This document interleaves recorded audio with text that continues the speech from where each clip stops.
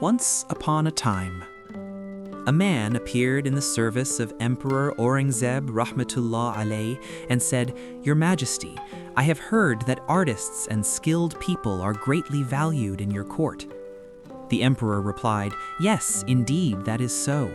The skilled should be valued, and here they are." The man said, "Your Excellency, I am a master of disguise. Allah Almighty has given me this ability that I can assume any appearance, and the person before me cannot recognize me. This skill is very useful for the intelligence agency, that is, the country's secret service." Emperor Aurangzeb Rahmatullah Alayh listened to him and said, "All right, show me your skill. The day you assume such a guise that I cannot recognize you, on that day I will reward you." The man respectfully saluted and left. A few days passed. The emperor fell ill. The news spread throughout the kingdom. One day the doorkeeper came into His Majesty's service and said, "Your Highness, the news of your illness has reached Iran as well. The Shah of Iran has sent a physician for your treatment, who is at the outer gate. If you order, I shall bring him into your presence." The emperor permitted the physician to enter.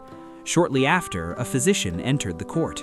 He wore a large gown, a heavy turban on his head, and behind him was a row of servants carrying many medicines on their heads.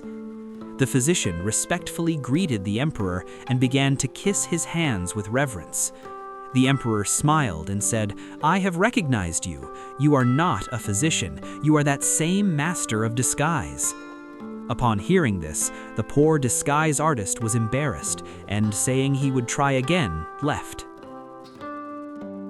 Some days passed. The day of Eid-ul-Fitr arrived. After the Eid prayer, the court was assembled. The emperor was seated on the throne. Gifts from surrounding countries began to be presented to His Majesty. During this, a man stepped forward and said, "Your Highness, I am a messenger from such and such country. Our king has sent you a priceless diamond as a gift." Saying this, he opened the gift box and placed it before the emperor. Emperor Aurangzeb Rahmatullah Alayh smiled again and said, "This time too I have recognized you. You are that same master of disguise." The poor man was again greatly embarrassed. He firmly resolved in his heart that this time he would assume such a guise that His Majesty would certainly not recognize him. Quite some days passed after this incident. Then one day the emperor set out with his army for battle.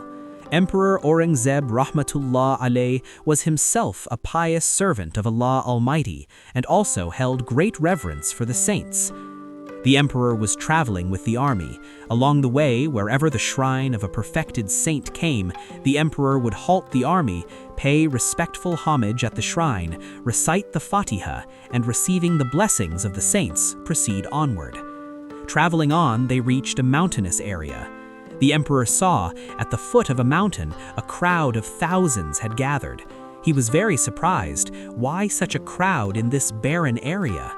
Upon inquiry, it was learned that there was a pious servant of Allah Almighty who lived in a cave of this mountain.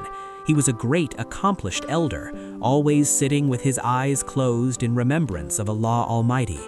All these people had come from far and wide to visit him. Hearing this, the emperor also wished to visit, so the army was halted. The night was spent there. In the morning, the emperor performed a fresh ablution, put on new clothes, and before attending upon the pious servant, out of respect, he performed 2 rakats of optional prayer. Then, barefoot, he went into the cave. He saw a Babaji sitting with his eyes closed. The emperor respectfully clasped his hands, went near and sat down. He sat for quite a while. Talking or speaking, forget that. Babaji did not even open his eyes to look. The emperor was greatly impressed, thinking what a great saint he was, detached from the world. The emperor of the time had come, and he paid no heed, simply absorbed in Allah Almighty. After sitting for a considerable time, the emperor decided to return. He rose from his place and, intending to kiss the feet of the pious elder, a mark of respect, stepped forward. As soon as the emperor reached out his hand toward the feet, Babaji caught the emperor's hand and said, "Enough, Your Majesty, I have won. This time you did not recognize me." Meaning this person was not a great saint, but that same disguise artist. When the emperor heard this, he was astonished. "What is this? The one I considered a great saint turned out to be a disguise artist." Well, now the emperor took out a pouch of gold coins and giving it to the disguise artist said, "This time you have truly won. This is your reward." But now the situation had changed. The disguise artist said respectfully, "Your Majesty, I no longer need these coins. I am not a righteous man. I merely imitated righteous people for a few days. The blessing of this short imitation of righteous people is that Allah Almighty made the emperor of the time stand at my feet. If I were to truly walk the path of the righteous, what divine favors would Allah Almighty bestow upon me?" Having said this, the former disguise artist left for the jungle to worship Allah Almighty. Friends, before concluding, let me say one last thing. If ever a video, saying, story, anecdote, or piece of writing seems good to you, then after reading it, please take a little more trouble and share it with your friends as well. Believe me, it will hardly take a moment of your time, but it is possible that this moment of taken trouble, your shared piece, may prove instructive for thousands of people. Friends, if you like the post to support us, please be sure to follow.